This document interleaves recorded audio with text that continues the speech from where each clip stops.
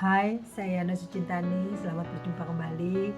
Saya adalah mahasiswa S2 Prodi Pendidikan Keagamaan Buddha di Sekolah Tinggi Agama Buddha Nalanda, Jakarta. Kali ini saya ingin menyampaikan satu paparan mengenai pendekatan implementasi kebijakan pendidikan.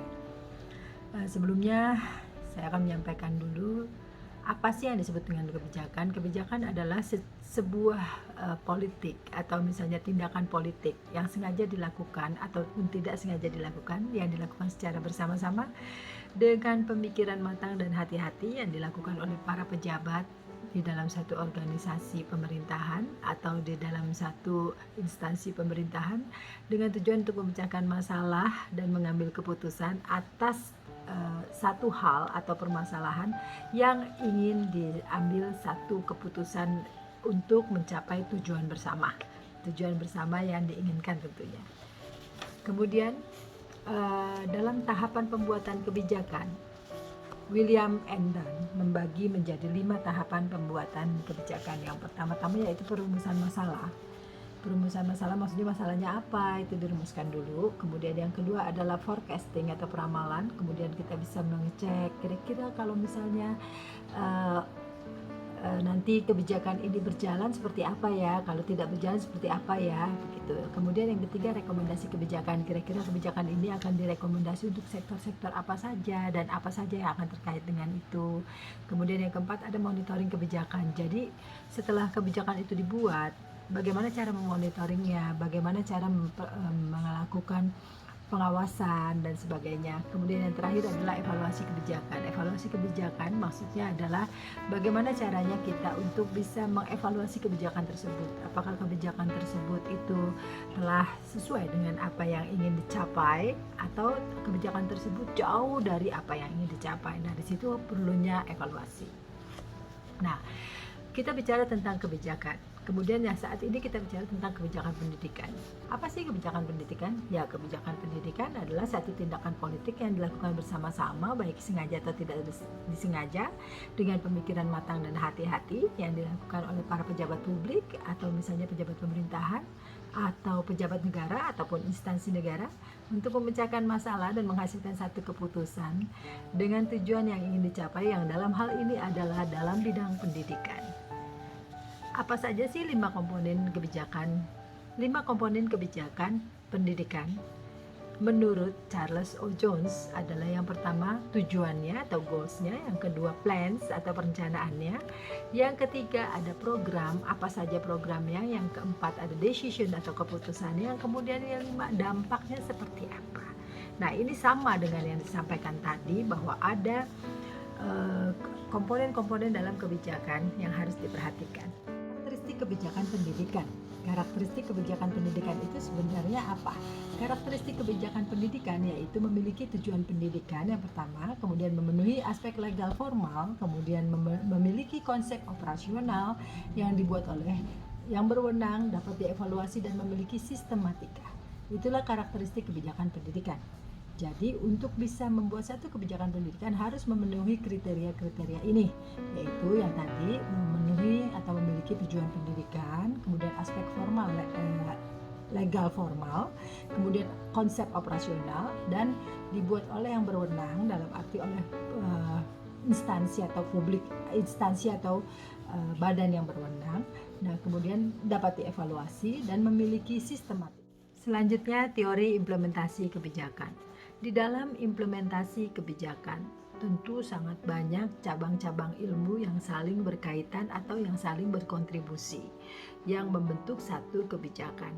Oleh karena itu, perlunya ada suatu pegangan atau konsistensi teori yang dianut dalam satu implementasi kebijakan yang akan diimplementasikan. Hal ini bertujuan agar ketika ada masalah yang muncul, maka mampu mengatasi masalah dengan memiliki acuan di mana yang harus diselesaikan karena sudah memiliki teori dari implementasi tersebut. Jadi kalau misalnya tidak memiliki konsistensi atas teori implementasi kebijakan yang dimiliki, maka akan sulit ketika ada masalah.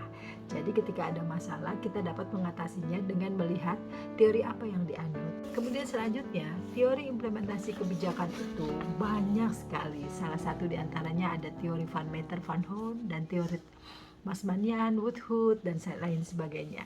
Tentu teori implementasi kebijakan ini semuanya tergantung dari masing-masing para pengambil keputusan itu ingin mengadopsi atau ingin menganut teori implementasi kebijakan yang mana yang disesuaikan dengan kebijakan yang akan diimplementasikan. Selanjutnya kita harus mengetahui tentang adanya pendekatan kebijakan atau pendekatan implementasi kebijakan pendidikan. Pendekatan implementasi kebijakan pendidikan ini terbagi menjadi 4. Yang pertama itu adalah pendekatan struktural. Pendekatan struktural ini bersifat top down. Jadi dalam merancang, mengimplementasikan dan mengevaluasi pendidikan atau kebijakan pendidikan itu dilakukan secara struktural. Jadi dengan tahapan-tahapan yang disesuaikan oleh strukturnya ya. Jadi kalau misalnya implementasi di tingkat atas, tingkat menengah, tingkat bawah itu berbeda-beda. Nah, kemudian yang kedua adalah pendekatan managerial dan procedural. Jadi procedural and managerial approach. Pendekatan ini tidak mementingkan struktur birokrasi pelaksana, tetapi dia mementingkan bagaimana proses pengembangan prosedur ini dengan teknik-teknik yang dirancang dengan tepat. Jadi dia tidak mementingkan struktur siapa yang membuat atau misalnya struktur yang di atas bagaimana, menengah bagaimana, bawah bagaimana, tidak. Tapi dia lebih mementingkan bagaimana proses pengembangan dari prosedur yang relevan ditambah dengan teknik-teknik yang digunakan seperti apa.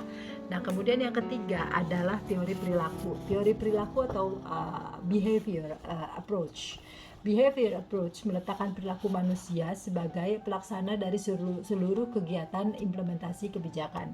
Jadi di sini lebih menekankan dengan bagaimana perilaku manusianya waktu kita melakukan implementasi kebijakan pendidikan, kita menitik beratkan pada bagaimana manusia atau perilaku manusia sebagai pelaksana dari seluruh kegiatan implementasi tersebut. Kemudian yang keempat adalah adanya pendekatan politis atau pendekatan politik atau political approach, menekankan pada faktor-faktor politik yang berkuasa dalam memperlancar dan menghambat sebuah proses implementasi kebijakan pendidikan. Jadi di sini lebih menekankan pada bagaimana politik yang digunakan ketika proses implementasi kebijakan pendidikan itu akan dilakukan, apakah akan mendukung, apakah akan menghambat, nanti semuanya akan dievaluasi dengan pendekatan ini. Baik, demikian apa yang saya sampaikan tentang pendekatan implementasi kebijakan pendidikan sebagai salah satu syarat untuk memenuhi ujian tengah semester yang akan dilakukan oleh saya sebagai mahasiswa S2 dalam bidang studi analisis kebijakan pendidikan yang diampu oleh Dr. Sutrisno. Terima kasih banyak atas kesempatannya. Sampai bertemu lagi.